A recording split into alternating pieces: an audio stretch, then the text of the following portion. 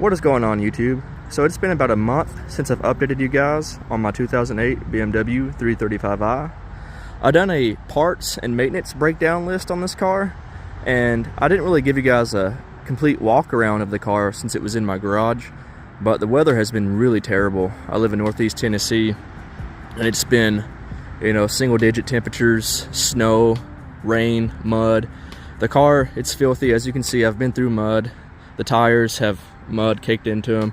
I was able to give the car just a really quick wipe down so you guys can see. You're going to see a lot of streaks. You're still going to see some dirt smeared on it, but the car has changed quite a bit since I bought it, and I just want to share with you guys more or less the cosmetic things I've done to the car, because I do have a parts breakdown that kind of goes more into the maintenance and mechanical items I've put on this car, and I'll touch base on that too. But I really just want to show you guys what I've done to it as far as the exterior. This is a pre-LCI E90, so these cars have a different front end. Ignore my skid plate that's hanging down below the intercooler. I need to pop that back in place. Like I said, this is probably the nicest day we're going to have for a while, so gave the car just a quick cleanup so I can take this video. Passenger side, I think I'm going to avoid showing you guys the passenger side because look at all that mud. My driveway is completely covered in mud right now. The rain just washes it up. So let's just stroll back over to the driver's side. Still dirty, but it's cleaner looking. The passenger side, I'm kind of embarrassed at the passenger side. But yeah, since I bought the car, like I said, this is a pre-LCI, so the hood, I believe even the fenders are different on the LCI cars, which are the 2009 and up. My car is the last year of the pre-LCI. So like I said, the hood, I do believe the fenders are different, but the bumpers, they're extremely different. Everyone wants the LCI M Sport bumpers because they look really good, and matter of fact, I do like the way they do look. But if I was going to do a front end swap on this car, I would do just the M3 swap and the wide body fenders. But for a pre-LCI E90, I think I have the front end of this car looking pretty good, so I'm gonna let you guys look at it real quick. I done the middle grille delete.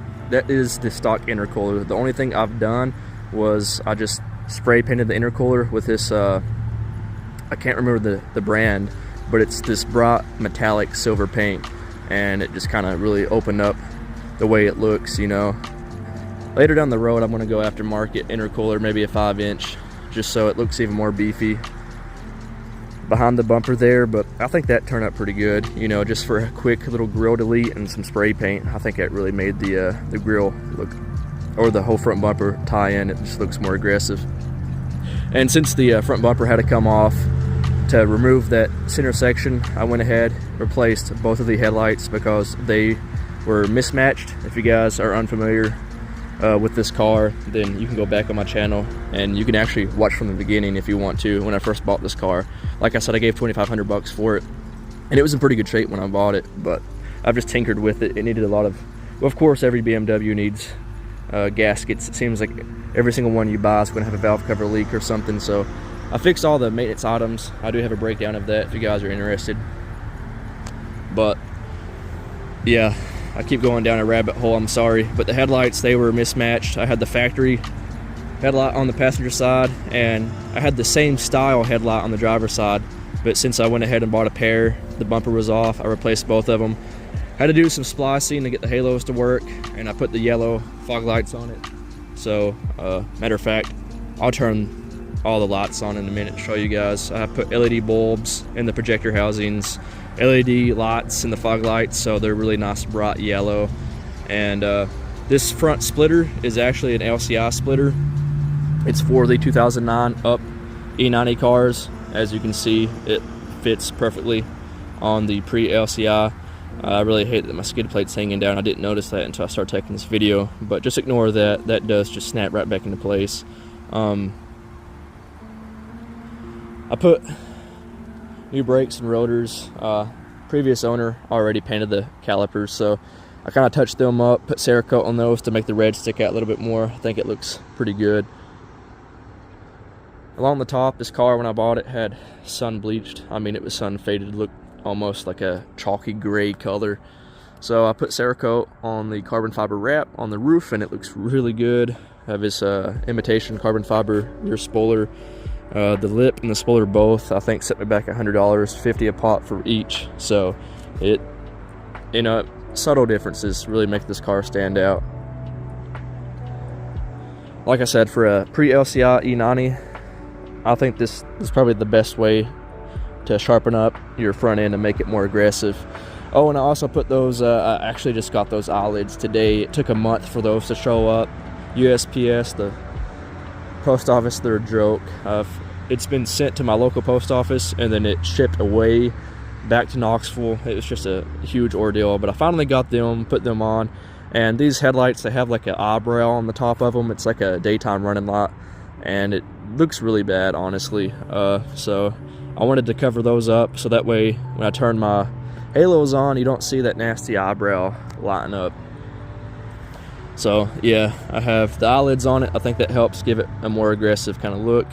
And I'll just show you guys. Like I said, the car's filthy. The weather's just been so bad. I need to take this car to a undercarriage wash, get the salt off of it. But here's the rear end. That little spoiler, it does pretty good. Interior wise, I haven't really done much to it since the breakdown video, but if you guys are new to my channel and new to this car, when I bought it, the passenger handle was all taped together. It was really nasty. So I put a new door handle on it, and it looks way better. 10 minutes of your time and you can replace that yourself. I don't know why people tape those up. This window regulator was bad. Fixed it. Excuse the mess. And previously you could tell the passenger side window regulator was bad because they had duct tape still. Well, not duct tape, but the adhesive of duct tape when they removed it, I guess, to hold the window up. A little bit of goo gone, and that came right off. So interior wasn't that bad of shape. I mean, even the exterior, like I said, it wasn't bad shape. The only thing I done, I just paint matched those things, the mesh beside the fog lights. They call those finishing rods. They're normally chrome. All the chrome in this car has been wrapped or paint matched to the body color. So I paint matched the finishing rods. I'll just go ahead and point that out to you guys. That's your finishing rod. Painted those. Of course, the grill, the kidney grills, they are also blacked out. They're originally chrome on these cars. And the LCI cars, one thing, they call this the mustache on the edge of the hood there. The 2009 up cars do not have that mustache integrated into the hood. The kidney grills are like one solid piece, and this is kind of like a two-piece because you have the majority of the whole entire kidney grill. It's built into the bumper, but then you have that little mustache part that's kind of recessed into the hood. I'm not a big fan of it. It works on a black car, but if you have a like a silver or red car, it just, I don't know, it doesn't look right. But anyway, the LCI cars, they definitely have the right look up front with the hood not having that mustache built into it. And the hoods on them, they have a little more aggressive body lines on them. This one's just kind of it's got, very minor lines. They kind of go with the flow of the center section of the bumper, but the LCI cars, especially the M3, is way more aggressive. But like I said, for a pre-LCI E90, I think this looks pretty good. I mean, I'm very happy with it. It's very cheap to do this. I mean, those headlights, and I do recommend, if you buy these exact ones, silicone the housings, because these do, well, I've read, and I know these cheap headlights, like Depot, Spider, whatever you buy off Amazon or eBay, the sealant on them is not good. So I'd reseal them just so you don't have water entry issues. Same with the fog light housings. They will get water inside them if you buy cheap ones, and mine are cheap eBay and Amazon specials. Everything on this car, I'm not going to lie to you guys, as far as cosmetics, have cheap eBay stuff on it. Now, as far as like mechanical stuff, the maintenance fixes, I spent good money on that stuff. I bought OEM gaskets. I upgraded all the brittle plastic pieces on this car, like the valve cover, the transmission pan, the oil filter cap. All that stuff is now aluminum, and I highly recommend doing that. So cosmetics, I don't care to cheap out because, I wash my car, I detail it on a daily basis, so I'm not really worried about the sun fade and stuff too much. and water entry and stuff, because I hand washed this car. But I'm just saying, if you guys in the future, if you guys go through automated car washes, which I suggest you guys shouldn't do that, but if you do, you know, over time you may get water entry in these cheap headlights, fog lights, whatever you buy, and you know, they yellow out, condensation builds up in them, they just look terrible. So yeah, definitely hand wash your stuff if you want this stuff to last. Back windows are very dark. The front ones, I would say they're about 50%. When the sun hits them, you can see almost right through them. But right now, where it's kind of overcast, they look really dark, but they're not. The windshield's untouched. I thought about maybe going 30% on the windshield and going back 20% with the front windows to kind of match, I believe, 5% limo tint in the rear windows and rear windshield. And it gives the car a whole nice blackout look. One thing I would like to do in the future is put some the 359M wheels on this car. They're 19s, you know, the M3 wheels of this body style. They look so good. Don't get me wrong, these Inkies aren't bad, but I'd rather have 19s. And I think the 359M wheels, that's like the pinnacle of wheel design. I think it's one wheel that BMW perfected. I think that would look really good on this car.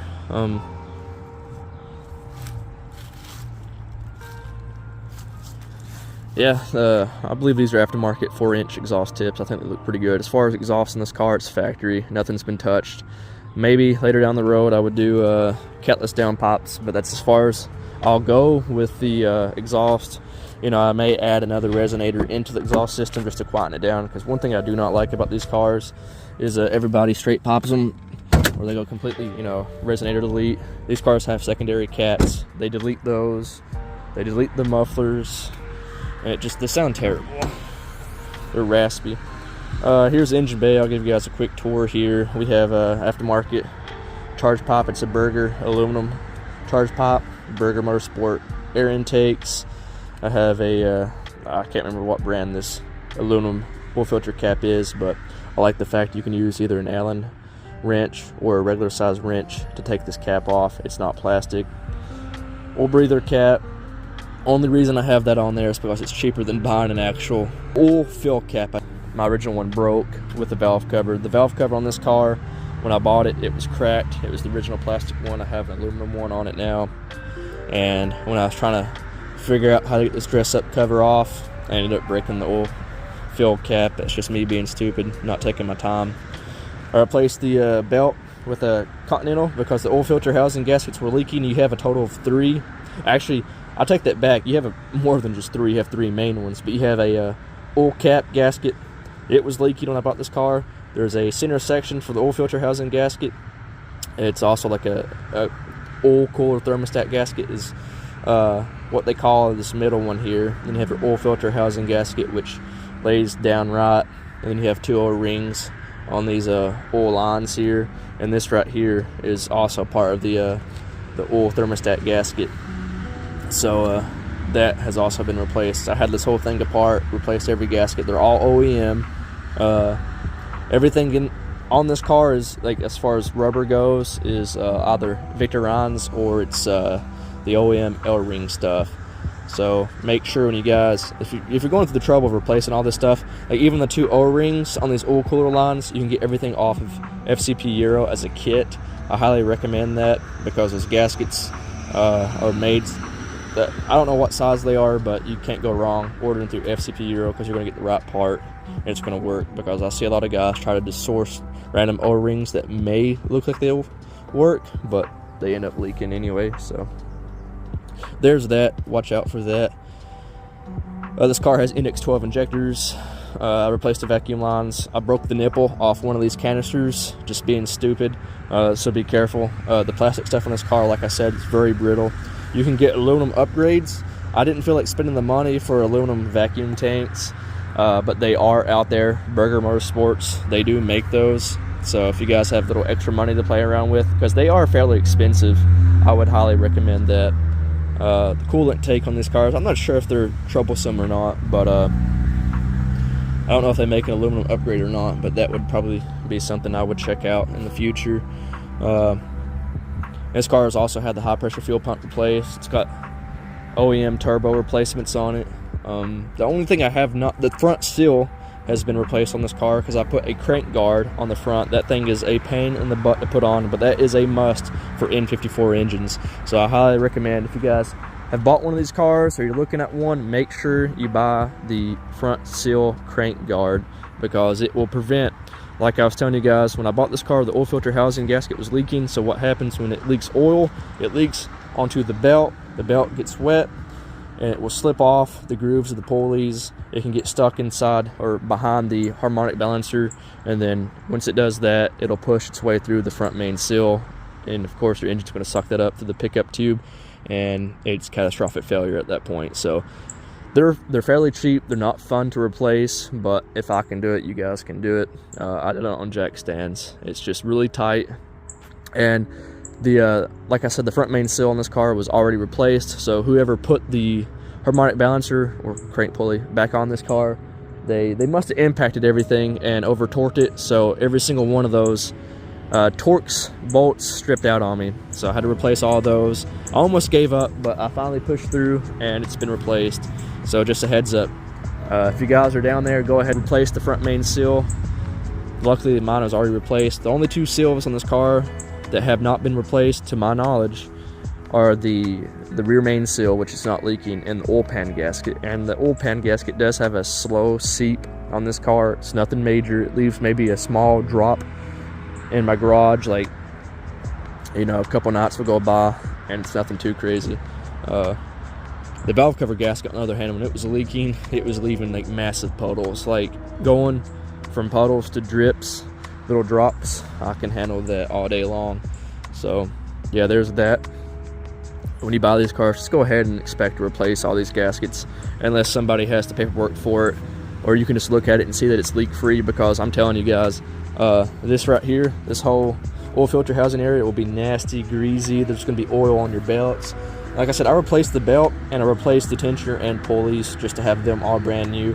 One upgrade I need to do, and you guys should look into if you own one of these cars or if you're thinking about buying one, is the aluminum power steering pump upgrade. I've heard that the power steering pump can, or the pulley can break, so they make an aluminum upgrade. This little tray right here, you can see on the side of the valve cover, it has all those, the wiring harness and vacuum lines going to your wastegate solenoids. If your valve cover is leaking, that whole area will be drenched in motor oil, so you can definitely tell if the valve cover is leaking that way.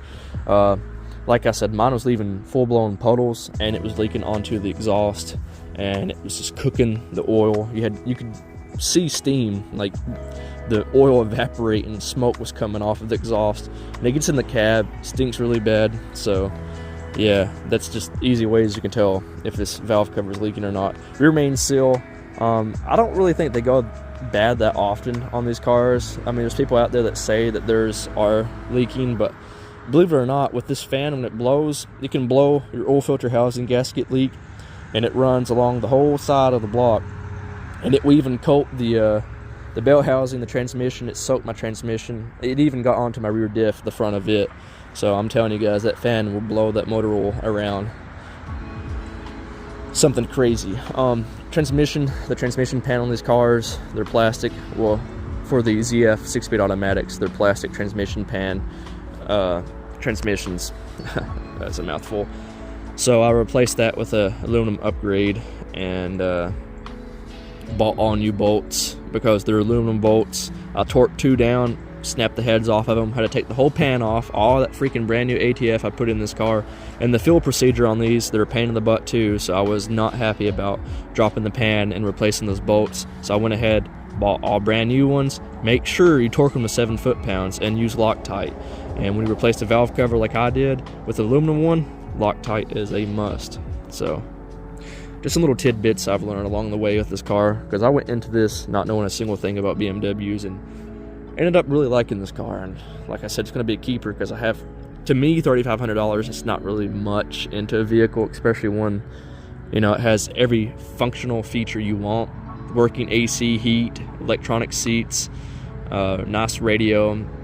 It's comfortable, decent on gas if you're, you know, driving it like a normal person and not a madman. It's got plenty of power, you know, to passing power for the interstate. This car is pretty quick, but I'm coming from 700 horsepower GT500s and CTSVs, so it's not a race car, but you can make these things fairly quick. You can put a single turbo conversion on these, or even go with an upgraded twin turbo setup like the 17Ts and the 19Ts. There's some people out there making 700, and these things will actually run pretty good with those eBay turbos. So, but this thing's a daily driver. I'm gonna leave it fairly stock for the most part. Like I said, maybe downpipes, but if the turbos ever start giving me issues, I may just go single turbo, just for, not because I want super crazy power, but just for ease of maintenance.